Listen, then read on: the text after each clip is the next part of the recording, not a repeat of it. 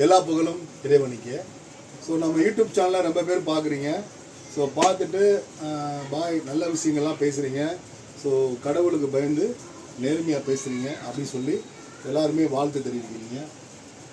இதில் 2-3 நண்பர்லாம் இந்த ஃபோனில் பேசி துபாயில் சிங்கப்பூரில் பேசிலாம் உண்மையிலே அவங்க அழுகிற மாதிரி ஒரு சென்டிமெண்ட்டாக பேசுனாங்க.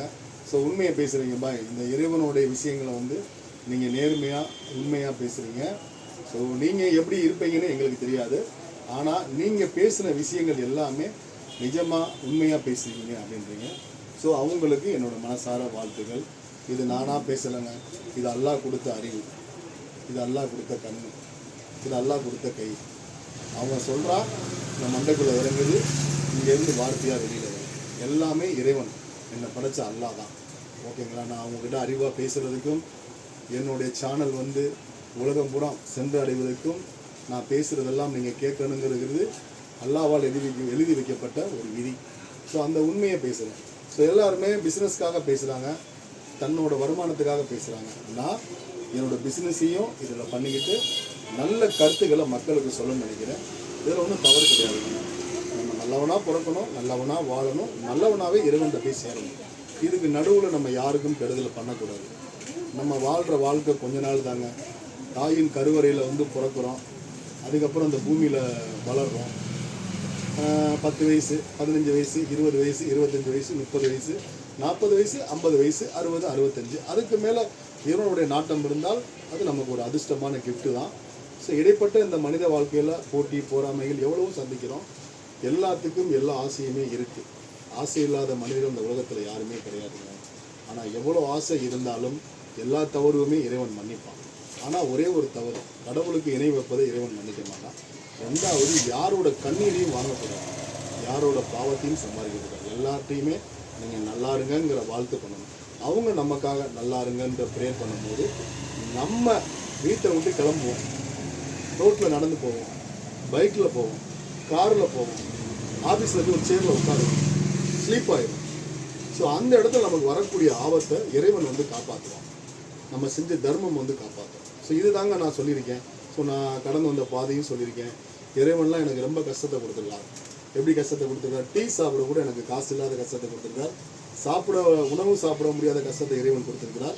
நான் எந்த கஷ்டத்தை கொடுத்தாலும் நேர என்னுடைய பள்ளிவாசலுக்கு போவேன், இறைவன் முன்னாடி உட்காந்து கிப்லாவை நோக்கி ப்ரேயர் பண்ணுவேன். இறைவா, நான் என்ன தவறுகள் செய்தேன்? என்னை சிம்மாசனத்தில் உட்கார வச்சு அழகு பார்த்தால் நீயே என்னை கீழே இறக்கி விட்டு இப்போ என்னை கஷ்டப்படுத்துகிறா. இறைவா, நான் யார்கிட்ட போய் கேட்பேன்?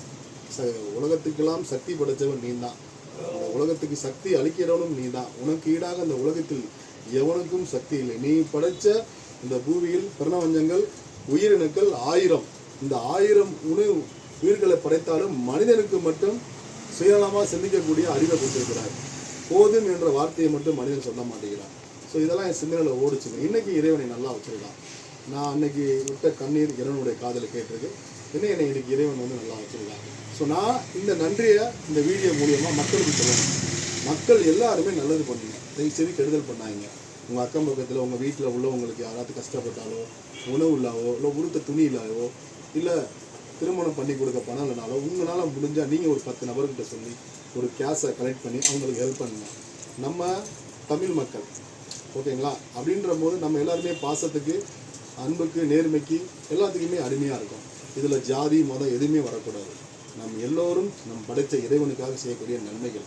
நீங்கள் ஒரு தடவை நன்மைகள் நல்லது பண்ணி பாருங்களேன், உங்களுக்கு கடவுள் எந்த கஷ்டத்தையும் கொடுக்க மாட்டார், எந்த ஒரு சோதனையும் கொடுக்க மாட்டார். உங்களுக்கு நல்லது தான் கடவுள் பண்ணுவார். ஓகேங்களா? யாருக்கும் கெடுதல் பண்ணாதீங்க, தப்பான வழிகளில் போகாதீங்க, நேர்மையாக இருங்க.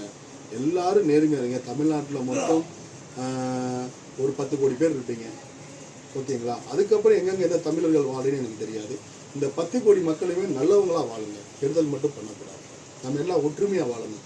அண்ணன் தம்பி மாமே மச்சினே பங்காளி என்று ஒற்றுமையாக நம்ம எல்லோருமே இந்தியர்கள் ஒற்றுமையாக வாழுங்க. ஒற்றுமையாக எல்லாருக்கும் உதவி பண்ணுங்க, நன்மை பண்ணுங்க. தீமை மட்டும் தயவு செய்து பண்ணாதீங்க. தீமை பண்ணுறவங்க கடவுளுக்கு பிடிக்காது, இறைவனுக்கு பிடிக்காது. ஏன்னா மனிதனுடைய கோட்டிலிருந்து மனிதன் தப்பிச்சிடலாம், ஆனால் ஆண்டவன் கோட்டிலிருந்து யாருமே தப்ப முடியாது. ஆண்டவனுடைய தீர்ப்பு நேர்மையாக இருக்கும். ஓகேங்களா? இப்போ நம்ம டிவிக்குள்ளே போகலாமா? இப்போ வந்து இன்றைக்கி என்ன நான் ஒரு ஸ்பெஷல் ஆஃபர் போட்டிருக்கேன் அப்படின்னு பார்த்தீங்கன்னா, ஸோ உங்களுக்காக ஸ்பெஷல் ஆஃபர். ஸோ ரொம்ப பேர் வந்து என்ன பண்ணுறீங்க, சார் எங்கள் வீட்டில் ரொம்ப கஷ்டமாக இருக்குது, அதுக்காக வந்து எங்களுக்கு ரொம்ப கம்மியான ரேட்டில் டிவி கொடுங்க அப்படின்றீங்க.